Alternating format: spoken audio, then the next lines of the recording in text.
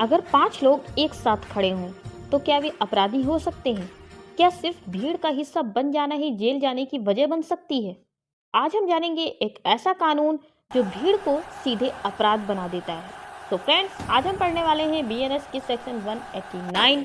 तो जैसा कि आप लोग देख रहे हैं चैनल पर हम लोग पढ़ रहे हैं बीएनएस यानी कि भारतीय न्याय संहिता 2023 सभी धाराएं। तो बीएनएसएस कॉन्स्टिट्यूशन आपको बहुत सी वीडियो इस चैनल पर देखने को मिल जाएंगी। सो फ्रेंड्स, हमने बीएनएस का चैप्टर नंबर 10 तक कंप्लीट कर लिया था। तो अब हम स्टार्ट कर रहे हैं अपना चैप्टर नंबर 11। तो चैप्टर नंबर 11 का सेक्शन नंबर 189 आज हम जानने वाले हैं। तो आज हम बात करेंगे विधि विरुद्ध जमाव की, एक ऐसा कानून जो आम लोगों को भी अनजाने में अपराधी बना सकता है।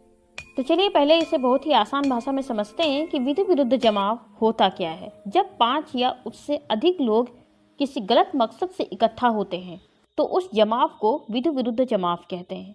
यहाँ कोई इकट्ठा होना नहीं, उद्देश्य यानी कि मकसद गलत होना जरूरी है। इकट्ठा हो जाना ही विधि विरुद्ध जमाव नहीं होता, बल्कि उनका जो उद्देश्य है वो गलत हो और उन सब का एक ही उद्देश्य हो। अब गलत उद्देश्य क्या होता है?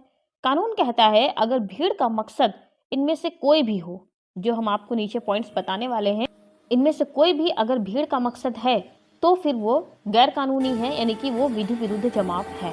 सरकार को डराना, केंद्र सरकार हो चाहे राज्य सरकार हो, संसद हो या विधानसभा हो या कोई सरकारी अफसर, डर धमकी या दबाव डालना, कानून का विरोध करना, पुलिस को काम करने से रोकना, सरकारी आदेश ना मानना, हिंसा या बल का प्रयोग करना जैसे कि मारपीट करना, तोड़फोड़ करना, हथियार दिखाकर डराना, तो वो जमाव अपराध बन जाता है। आसान उदाहरण में चलिए जान लेते हैं। जैसे 5 लोग तहसील के बाहर इकट्ठा हुए और बोले अगर हमारी बात नहीं मानी गई तो ऑफिस जला देंगे। यह एक विधि विरुद्ध जमाव है। एक और एग्जाम्पल देखते हैं। 5 लोग शांतिपूर्वक धरने पर बैठे हैं, कोई हिंसा नहीं, कोई धमकी नहीं, यह कोई अपराध नहीं, क्योंकि वो अपनी बात तो मनवाना चाहते हैं लेकिन कोई गलत तरीका नहीं अपना रहे हैं। तो अगर कोई सही तरीके से अपनी बात मनवाना चाहता है सरकार से, तो ये कोई अपराध नहीं माना जाएगा। एक और एग्जाम्पल देख लेते हैं। जैसे 5 लोग पुलिस पर पत्थर फेंकते हैं, ये अपराध है, विधि विरुद्ध जमाव है। क्या यहाँ पर हर व्यक्ति दोषी होता है?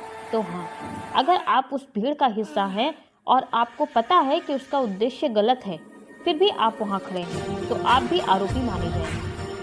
मैंने कुछ नहीं किया, यह बहाना काम नहीं करता, क्योंकि वहाँ पर आप खड़े ही क्यों थे?